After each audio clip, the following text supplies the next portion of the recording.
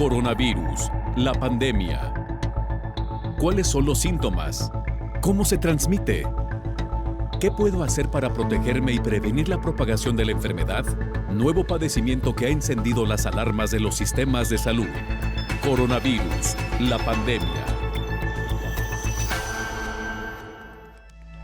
Tal como les va, bienvenidos a este programa especial de Coronavirus, la pandemia, una producción especial de la Universidad de Guadalajara que estamos transmitiendo a través de la señal de todos, Canal 44, y a través también de los diferentes medios de comunicación de esta casa de estudios. Gracias a las televisoras que se suman a esta señal en toda la República Mexicana y también a través de diversos países en América Latina.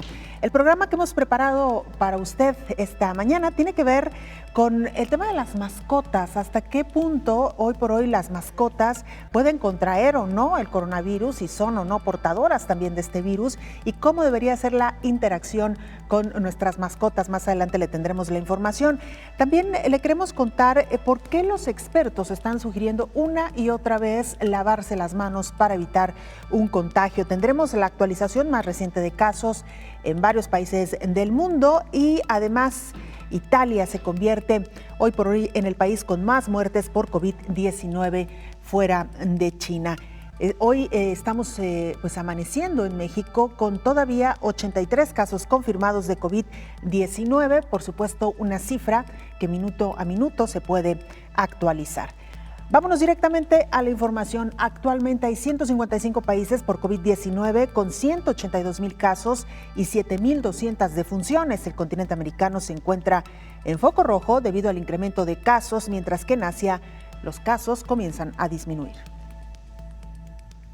Una de las principales medidas que ha adoptado el mundo para contener la COVID-19 son de distanciamiento y de higiene. Al tener menos contacto de persona a persona, hay menor transmisión. En China, el epicentro del coronavirus a la fecha registra 81,000 casos con 3,115 defunciones. 10 días después de iniciar con el distanciamiento social, empezó a disminuir el número de personas contagiadas por COVID-19. En el reporte de la Organización Mundial de la Salud informa que Hong Kong con 157 casos y 4 decesos, Rusia con 90 casos sin muertes y Singapur con 243 casos confirmados sin defunciones han replicado las medidas y limitado el número de casos. Rusia, además, cerró fronteras y dispuso de encierro voluntario. En cambio, Italia, con 15,000 casos y 2,200 defunciones, e Irán, con 28,000 personas con COVID-19 y 900 muertes, no implementaron medidas a tiempo y tienen más casos en un periodo corto. Ambos países registran el mayor número de casos fuera de China. Actualmente, hay 155 países por COVID-19 con 182,000 casos y 7,200 defunciones. La pandemia del 2020 no conoce límites. Por ello, 18 países de la región América han tomado medidas restrictivas como cierre de sus fronteras, restringir el ingreso de extranjeros, suspensión de clases, cuarentena y cancelación de eventos deportivos, entre otras acciones. Los países que no han cerrado frontera ni restringido el ingreso de extranjeros son Nicaragua, México y Brasil. Informó Isaura López Villalobos. Nuestro compañero Antonio Broto, corresponsal de la agencia EFE en Ginebra, Suiza, nos ha actualizado todos los días desde que iniciamos este programa especial sobre la situación en el mundo, basado, por supuesto, en la información que emite también la Organización Mundial de la Salud. Antonio Broto, te saludamos y escuchamos tu información. Hola, ¿qué tal? Buenos días, Belén. Buenos días a todo el auditorio de Canal 44. En Ginebra, la Organización Mundial de la Salud sigue intentando coordinar contrarreloj la respuesta global contra un coronavirus que ya ha paralizado a medio mundo, incluido la propia Suiza, donde se encuentra la sede central de esta organización, que desde ayer lunes está en estado de emergencia y ha pedido el máximo confinamiento que sea posible a toda la población, como ocurre en países cercanos como España, Italia o Francia. El número de contagios en el mundo ronda ya los 180,000, según las cifras de la OMS, y los fallecimientos han superado la barrera de los 7,000, con rápido crecimiento de la pandemia en países como Italia, España o Irán, mientras que se observa con esperanza la situación de naciones que ya parecen haber pasado lo peor, como China o Corea del Sur. Si bien en territorio chino están aumentando los casos importados de otros países, la OMS subraya que la apuesta casi en cuarentena de millones de personas en Europa, hoy por hoy la zona más afectada por la pandemia, es un paso positivo, pero subrayó que no basta. Y el director general del organismo, Tedros Adhanom Ghebreyesus, pidió en su comparecencia publicada el lunes que esto vaya acompañado de masivos test a todas las personas con síntomas, incluidos los posibles casos leves, para así conocer el verdadero alcance de la enfermedad. Las medidas de distanciamiento social pueden ayudar a reducir la transmisión y a que los sistemas nacionales de salud aguanten, pero por sí solas no son suficientes para extinguir esta epidemia, según señaló el doctor Tedros. La lucha de la OMS contra el coronavirus se ha convertido en una prioridad para la humanidad, pero el COVID-19 está poniendo en aprietos a la misma sede de la Organización Mundial de la Salud en Ginebra, donde se han confirmado 2 casos de la enfermedad en sus empleados, lo que ha obligado a limitar el acceso al recinto y forzó a que buena parte del personal se vea obligado a trabajar desde casa. Reportó desde Ginebra Antonio Broto para el programa Coronavirus, la pandemia. Muchas gracias a nuestro compañero Antonio Broto. Y bueno, hemos tenido la fortuna de recibir en este espacio, en Canal 44, al doctor Héctor Raúl Pérez Gómez, infectólogo. También nos ha acompañado pues casi desde el inicio de este programa especial.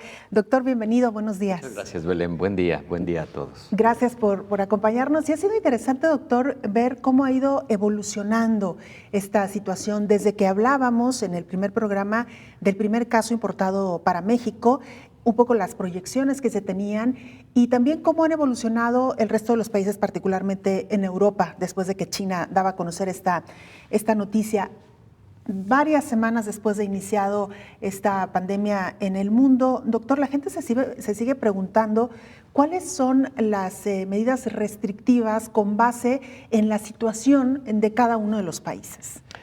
Se van tomando estas medidas restrictivas conforme el fenómeno se va analizando en su contexto local, nacional, continental, regional y mundial.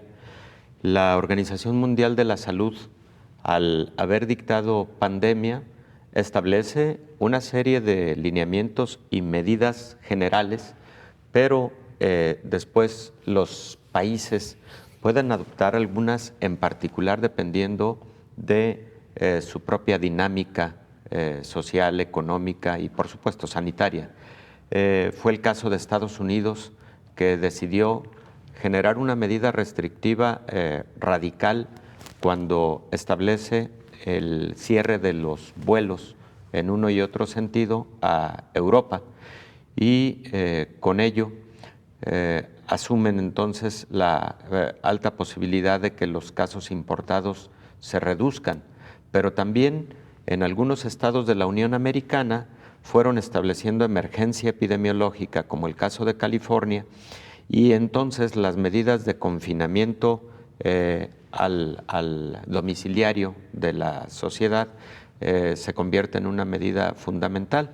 Para el caso de México, bueno, sabemos que la semana pasada un buen número de universidades establecieron el cierre de labores presenciales.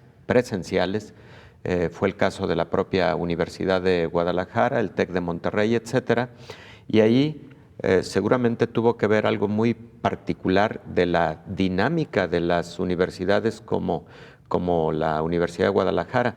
Es la movilidad estudiantil, la movilidad de profesores en intercambio que de alguna manera puede representar en los momentos que estamos viviendo en el mundo, pues un riesgo de mayor número de contagios, particularmente importados de otros países, por ejemplo de Italia, de Francia, de diversos países europeos. Entonces, creo que las medidas restrictivas, como además la ya establecida para el caso de algunos estados en la República Mexicana, de el cese de actividades escolares desde el nivel básico, deben llevar a una primera reflexión de parte de la sociedad. No es un periodo vacacional, sino un periodo para contener la evolución de la enfermedad en nuestro país. Por lo tanto, evitar acudir a lugares concurridos y preferentemente evitar salir de casa si no hay algo verdaderamente urgente que hacer fuera de casa. Segundo, los niños y los jóvenes deben estar concentrados precisamente a continuar con su desarrollo del ciclo escolar, probablemente por los mecanismos virtuales, usando las tecnologías de la información. Y bueno, en donde lamentablemente no ocurra una computadora o un acceso a Internet, porque puede llegar a ocurrir, hombre, pues seguramente las escuelas encontrarán estrategias para que a través de materiales didácticos los niños, los adolescentes continúen con esta preparación. Luego, interesantemente, Belén, el Centro para Control de Enfermedades de Atlanta, Georgia, precisamente por las medidas de confinamiento y de aislamiento social, decidieron elaborar una guía de qué hacer en el hogar durante periodos de cuarentena de esta naturaleza. Y ellos, por ejemplo, sugieren, número 1, establezca un muy buen nivel de comunicación entre los diferentes integrantes de la familia, padres, hijos, padres, con propósitos de que se conozca muy bien esta enfermedad. Manténgase muy bien informado. Prácticamente todo el mundo tiene una televisión en casa. Número 3, además, enseñe a sus hijos o enséñense mutuamente al adecuado lavado de manos, enséñense mutuamente a la adecuada colocación de un cubrebocas para, en caso de requerirse, si empezara alguien de los integrantes de la familia con síntomas respiratorios. Y luego en ese documento vienen aspectos tan interesantes, tan prácticos, tan sencillos, además, como son, ¿qué sí es lo que debe usted asegurarse de tener en casa? Por ejemplo, asegúrese de tener guantes para el aseo común de superficies inertes, etcétera. Asegúrese de tener cloro, no en cantidades exorbitantes, pero sí en cantidades suficientes para que siga manteniendo la limpieza habitual en su hogar. No solo es desinfectar, es limpiar primero y luego desinfectar. Y ahí se establecen cómo se deben hacer esos procedimientos. Hombre, todo eso, durante esos momentos en que la familia estará predominantemente en el hogar, deben ser hasta formativos, porque hasta aprender cómo enfrentar una epidemia debe ser formativo, porque las epidemias es algo que existe latente y es algo que se puede presentar en cualquier momento en el futuro. Digamos que han acompañado la historia misma de la humanidad, Definitivo. doctor. Y pensemos también cómo convivían las familias antes incluso del Internet, o los niños que fuimos a la primaria cuando todavía no existía el Internet, teníamos periodos de vacaciones hasta de 2 meses y teníamos algunas actividades que nos dejaban en las escuelas cuando todavía no existía el Internet. Así que por ahí podemos rescatar algunas ideas del pasado, doctor, que tal vez puedan ser efectivas. Actividad física y deporte. Importantísimo. Se puede hacer en el hogar, se puede implementar un espacio algo, no para... necesariamente se requiere ir al gimnasio y al mejor gimnasio, etcétera. Que ahora vamos a regresar con ese tema porque también nos lo han preguntado mucho, doctor. Con gusto. Vamos a hacer una pausa, regresamos. Esta es la emisión especial, el programa especial de coronavirus, la pandemia.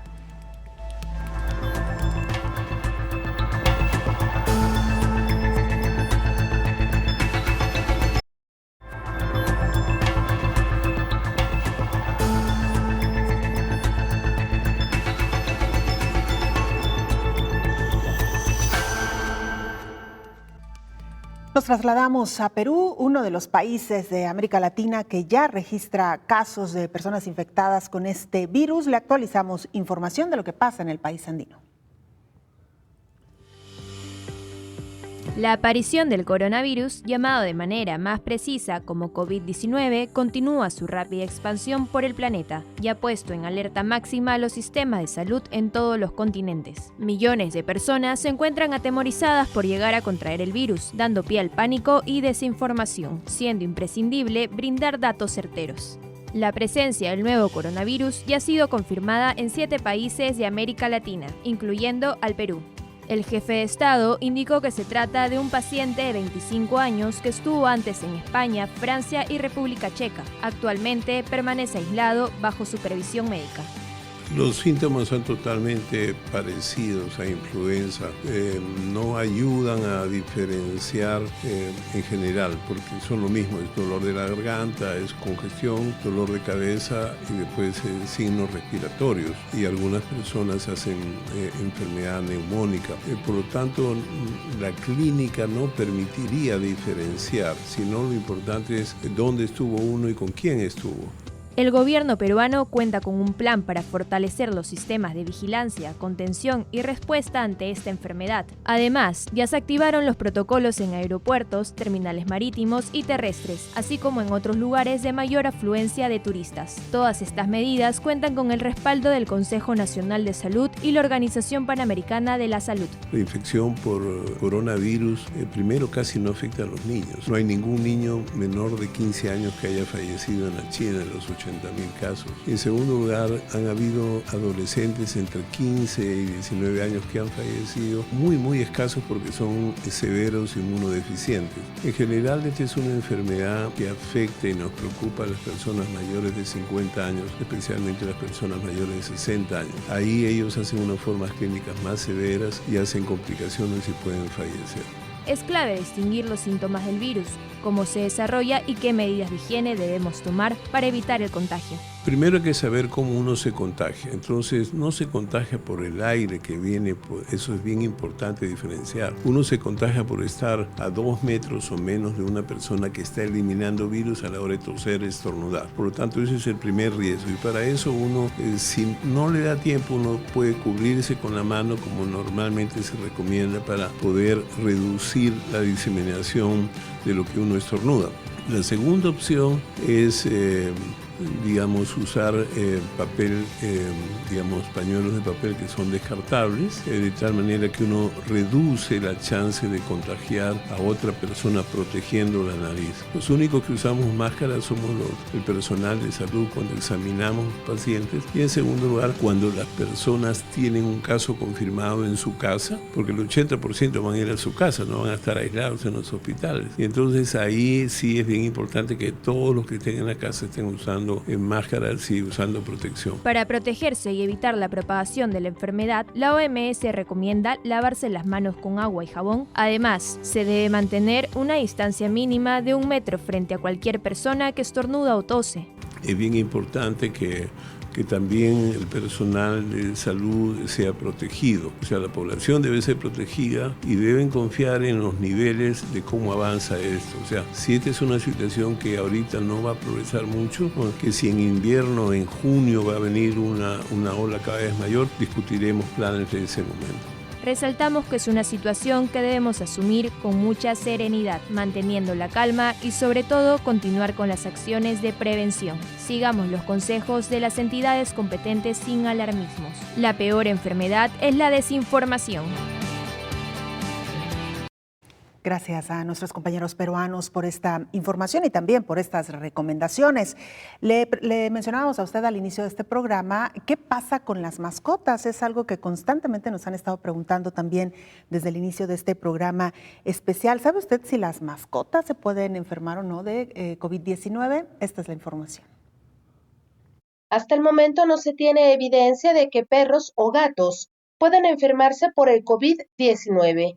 Luego de que la población se ha preocupado por sus mascotas, explica la médico veterinario zootecnista de consulta interna del Hospital de Pequeñas Especies, de la Universidad de Guadalajara, Rebeca Aurora Granado Gil. Salió un comunicado de una asociación española donde tienen un poquito pues más de relación, de más información, donde emiten ellos que pues actualmente no hay evidencia de que realmente nuestras mascotas u otros animales domésticos inclusive puedan ser infectados primeramente por este nuevo coronavirus. Entonces eso es lo primero, ¿no? Y lo principal. Y por lo tanto, pues no hay evidencia tampoco en que las mascotas u otros animales pues puedan ser una fuente de infección para las personas. La médico veterinario Rebeca Granado Gil explica que los perros y gatos sí pueden enfermar, pero de otros tipos de coronavirus, que solo los enferma a las mascotas y producen otros síntomas, como los gastrointestinales. Sabemos o es conocido de que hay cierta especie de coronavirus que afectan a los perros y a los gatos, pero estamos hablando de otras variedades diferentes, no el que está ahorita actualmente afectando a las personas. La médico veterinaria Rebeca Granado Gil hace un llamado para que no tengan miedo de que sus mascotas puedan enfermar o contagiarlos. Que realmente se informen bien, que tengan a sus mascotas pues con sus calendarios de salud también al día, que eso pues no está de más, aunque no haya una información concreta principalmente, ¿no? Y que pues lo sigan cuidando, que estemos todos al pendiente. Recomienda tener todas las vacunas de sus mascotas, no para evitar que se enfermen de coronavirus 19, porque no hay evidencia de que puedan adquirir el virus, sino más bien para que no padezcan otras enfermedades. Informó Rocío López Fonseca. Bueno, pues ahí tiene usted esta información. Dos notas interesantes, doctor Héctor Raúl Pérez Gómez. Lo primero, bueno, escuchábamos, nos decía este infectólogo peruano, varias recomendaciones, nos explicaba un poco también el mecanismo de contagio y luego el tema de las mascotas, que también ha preocupado a mucha gente, doctor.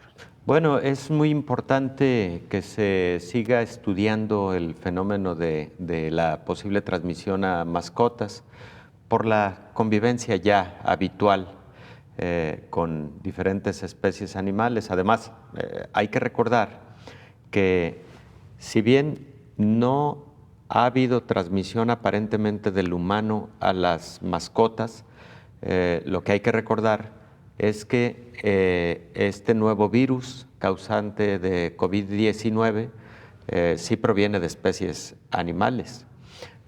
Primero, posiblemente se infectó una especie de murciélagos. Estos murciélagos tienen un huésped intermedio, que lo más probable es que se trata de un animal llamado pangolín. Es un tipo de reptil que seguramente es el huésped que luego transmite la enfermedad al ser humano. Estos pangolín se venden en los mercados como el que fue el origen de esta epidemia en Wuhan y por eso se piensa que puede ser el huésped intermedio.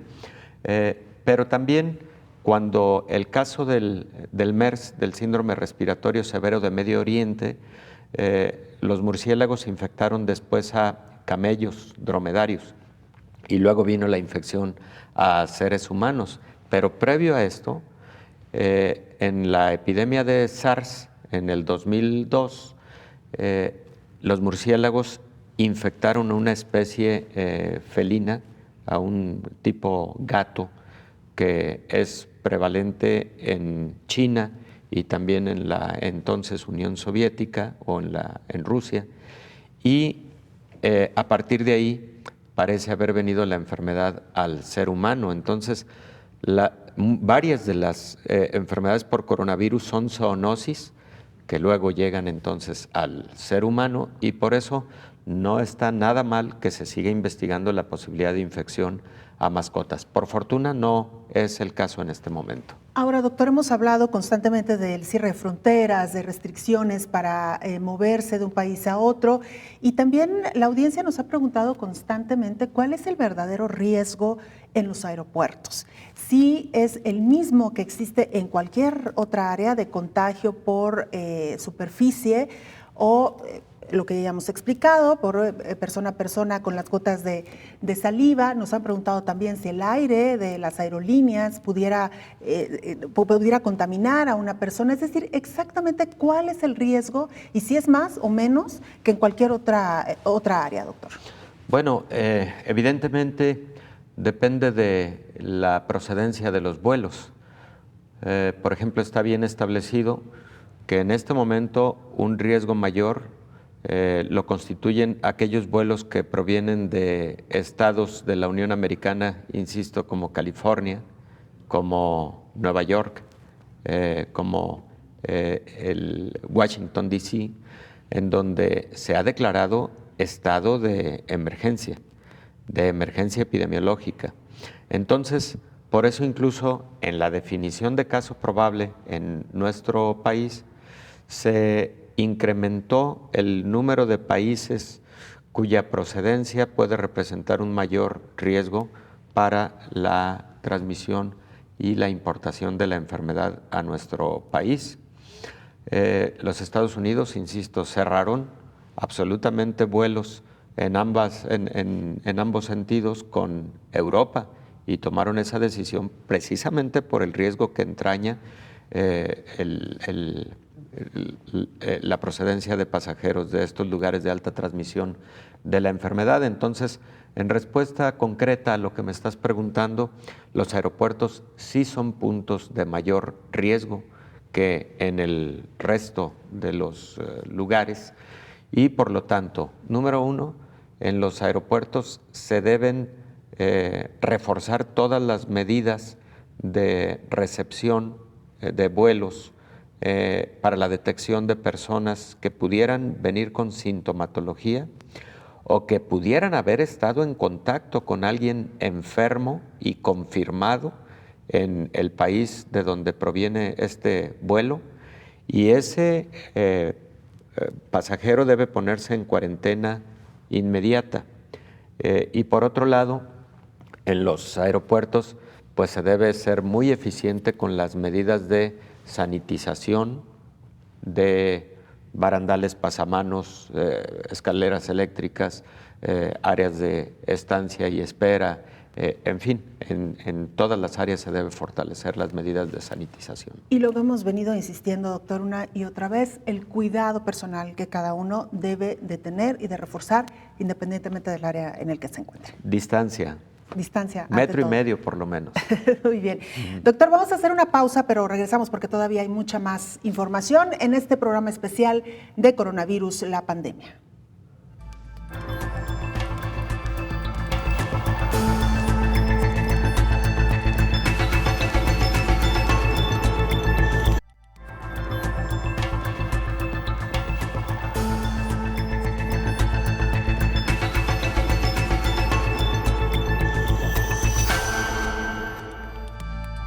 Estamos de regreso en este programa especial, Coronavirus, la pandemia, y hacemos contacto con Eric Liman. Él es corresponsal de la agencia Xinhua en Italia, también actualizándonos información sobre lo que pasa en este país. Eric, te saludamos y te escuchamos. Buenos días.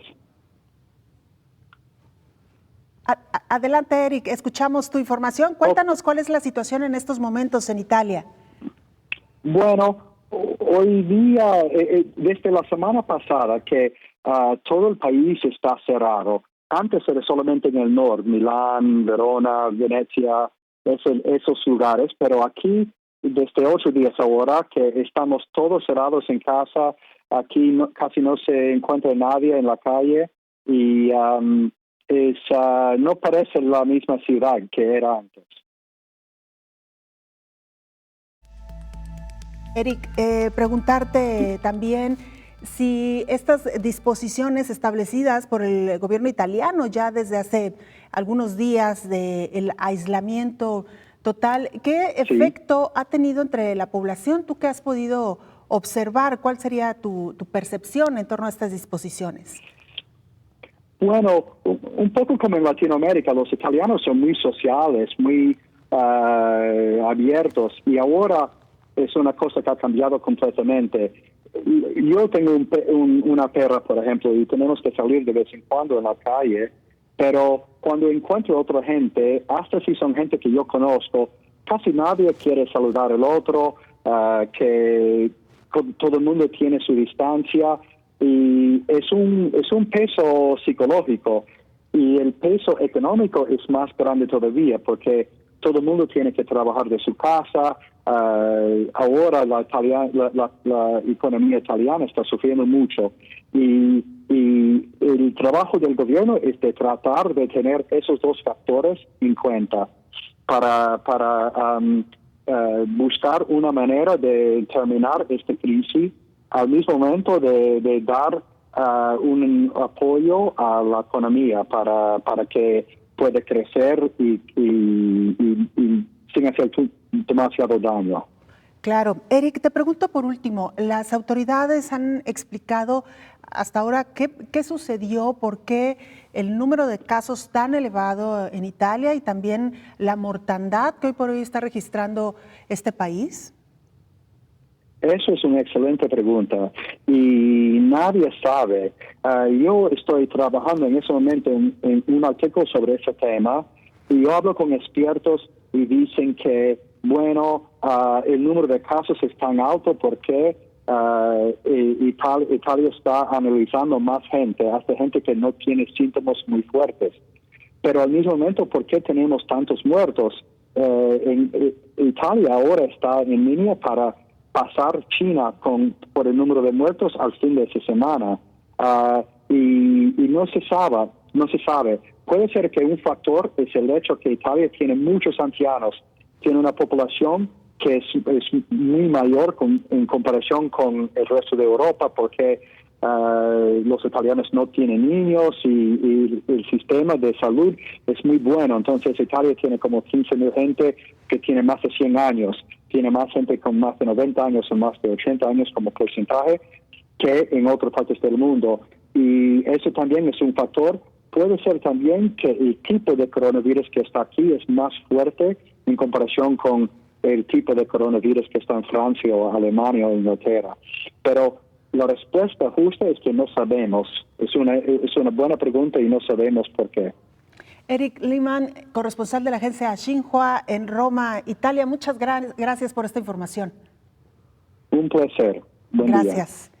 Decía el corresponsal de la agencia Xinhua, doctor, que tal vez el virus sea más agresivo, pero estamos hablando del mismo virus prácticamente, del que surgió en China, según se ha estudiado su genoma, es el mismo, el de China, que en el resto del mundo, ¿no? Definitivamente, por el momento no se ha encontrado que haya alguna variante en algún país en particular o en alguna región en particular. Estamos hablando del mismo virus. De ahí la gran pregunta que le hacías al corresponsal en Italia, ¿por qué mayor letalidad? Hay algunas publicaciones científicas que orientan a la posibilidad de que la mayor edad promedio en Lombardía, que es, por cierto, dentro de Italia, la región más afectada, sugiere que el promedio de edad es mayor en esa región y que ese factor pudiera estar influyendo. También hay algunas hipótesis que hablan de que en esa población existen más comorbilidades, más enfermedad preexistente como diabetes e hipertensión, sobre todo hipertensión. Y a propósito de eso, otra de las hipótesis es la siguiente, ya lo habíamos comentado con el auditorio en algún momento. Este virus, para entrar a la célula que va a infectar, necesita un receptor que está en la célula. Y el virus tiene un antígeno en su superficie que es el que llega y se pega a ese receptor para luego entrar a la célula y causar la infección. Resulta que este receptor que tiene la célula blanco, es una enzima llamada enzima convertidora de angiotensina 2. Y algunos medicamentos para la hipertensión arterial son medicamentos convertidores de esta enzima en angiotensinógeno, así se llaman, fármacos que convierten esta enzima. La hipótesis, y hay algunas publicaciones en poblaciones chinas, es que estos antihipertensivos pudieran estar causando incremento en la gravedad de la enfermedad. Entonces va a ser motivo de otro estudio. Si los pacientes hipertensos con este tipo de fármacos tienen mayor gravedad de la enfermedad, como hipótesis. Porque el mismo medicamento estaría Porque incrementando. el antihipertensivo. Nada más, sí es muy importante comentar con el auditorio, porque estos son medicamentos de uso muy común en hipertensión arterial. Y no se pueden suspender. No se pueden suspender, no hay conclusiones al respecto. Las indicaciones que hay en este momento internacionales es que los pacientes que tienen tratamiento antihipertensivo con inhibidores, con fármacos convertidores de angiotensinógeno sean utilizados y continúen en la terapéutica del paciente. Doctor, nos han preguntado constantemente si una persona que ya tuvo coronavirus se puede volver a contagiar. ¿Genera o no inmunidad esta enfermedad? Esta enfermedad no sabemos cuánta inmunidad genera y por cuánto tiempo esta inmunidad sería efectiva. Ha transcurrido poco tiempo para poder tener una medición confiable al respecto. ¿Qué es lo que se mide para saber de esta inmunidad? Pues la presencia de anticuerpos, pero que sean anticuerpos neutralizantes. Esto lo vamos a poder saber hasta los próximos meses, no en este momento aún. Y el otro factor es, si se logra tener una vacuna, esta vacuna, ¿cuánto tiempo generaría protección? Porque las vacunas no generan protección para toda la vida. Entonces, por ahora sí existen reportes de personas en China que parecen estarse reinfectando. Tuvieron en meses pasados COVID-19 y, habiendo eliminado el virus, parecen volver a tener enfermedad por COVID-19. Son casos contados, son casos aislados, ¿Y por habría fortuna. que investigar por qué se volvieron a reinfectar? Sí, habría que investigar sus niveles de anticuerpos y saber si estos anticuerpos, cuando nosotros llamamos que si son anticuerpos neutralizantes, nos estamos refiriendo a anticuerpos capaces de, a través del sistema inmunológico, contener la infección. Porque puede haber anticuerpos que no tengan prácticamente función contra el virus específicamente, ¿no? Ahora, doctor, también nos han preguntado por qué una cuarentena de 14 días y qué pasa con el virus después de estos 14 días. Eso es. Lo que hay que recordar es que la cuarentena de 14 días es por el periodo de incubación. Y para recordarlo un poco, el día de hoy una persona adquiere el virus por la vía respiratoria. Habitualmente transcurre un periodo sin manifestaciones clínicas, sin síntomas. Y luego aparecen los síntomas. Ese periodo se conoce como periodo de incubación. En promedio es de 5.7 días, pero puede ser de 2 días hasta 14 días. Por eso la cuarentena dura 14 días, porque es el periodo en el que alguien que tuvo contacto con una persona infectada, confirmada con COVID-19, deberá permanecer, quien tuvo ese contacto, en aislamiento y en vigilancia médica para evitar que transmita la enfermedad a otros contactos y que de esa manera en cascada se siga propagando la enfermedad. Y después de esos 14 días, si no presentó síntomas básicamente si no presentó síntomas, ¿qué pasa con el virus? Tiene un 95% de probabilidades de no haberse enfermado con este nuevo coronavirus, porque por supuesto que existen algunos casos asintomáticos y seguramente tu pregunta va en ese sentido. Hay personas que se infectaron, no presentan síntomas en ningún momento y eventualmente sí pueden transmitir la enfermedad. Por fortuna, son la excepción más que la regla. La estimación de personas completamente asintomáticas que tienen el virus en su cuerpo y que lo van a eliminar en el lapso de los próximos 20 días, está por el orden del 2%, entre el 2 y el 3%. O sea, es muy bajo en realidad. Es muy bajo en realidad. Por eso sí es una medida muy importante la cuarentena de 14 días para aquellas personas que estuvieron en contacto con alguien con la enfermedad confirmada. Que ese es un dato también importante, no basta, es decir, es muy importante como dato haber estado en un país donde ya hay casos, pero quizá el dato relevante sería, ¿estuvo en contacto o no con alguien que confirmadamente tenía coronavirus, ¿no? Efectivamente, y eso es válido no solamente para quien va y hace una visita en un país de alta transmisión actual, sino incluso ya en México.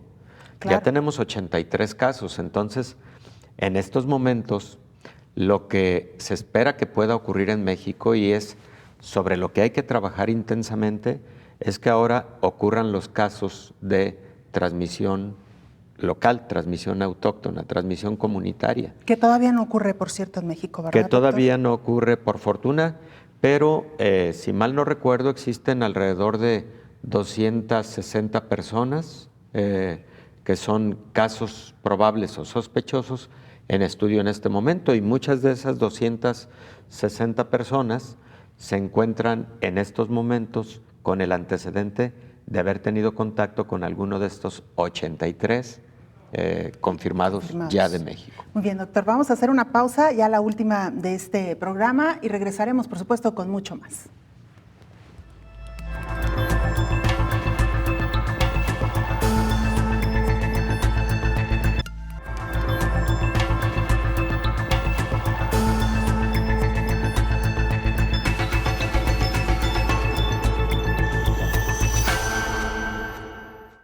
Nuestra compañera Elizabeth Ortiz en la línea telefónica nos actualiza información sobre lo que han dicho las autoridades sanitarias en México. Elizabeth, te saludamos y te escuchamos. Muy buenos días. ¿Qué tal? Buenos días, Belén. Un saludo a la audiencia.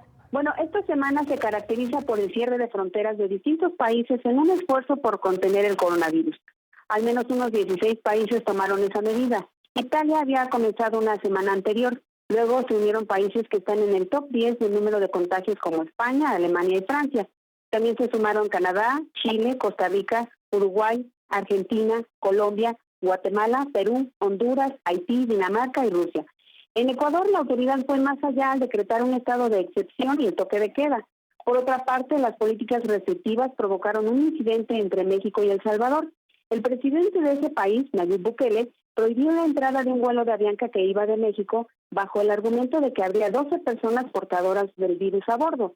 Al respecto, las autoridades mexicanas aseguraron que esa información es falsa. Esas 12 personas provenientes de Chicago esperaban abordar el vuelo de Avianca a El Salvador, pero debido a la política de no admitir vuelos de otros lugares, el viaje se canceló. En tanto, las autoridades mexicanas de salud corroboraron que los pasajeros no tenían síntomas de COVID. Habla Hugo López-Gatell Ramírez, subsecretario de Prevención y Promoción de la Salud.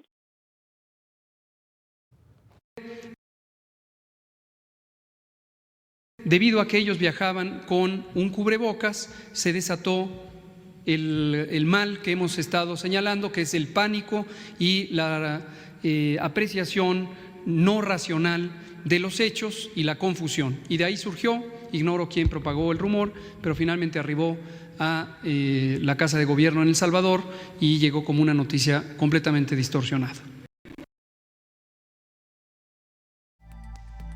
En tanto, el gobierno mexicano reitera que no está dispuesto a cerrar la frontera porque esa medida provoca que las economías colapsen. Es la información, Belén. Buenos días. Elizabeth, muchas gracias. Muy buenos días. Gracias. Bueno, de México nos vamos a España virtualmente, claro. Saludamos a Roberto Castañares, corresponsal de la agencia EFE en España. Roberto, hemos estado muy pendientes de lo que constantemente ha estado informando el presidente del gobierno español acerca de las medidas que día con día se están sumando a España, que también suma nuevos casos. Cuéntanos cómo estás y cuéntanos cuál es la situación hoy en España.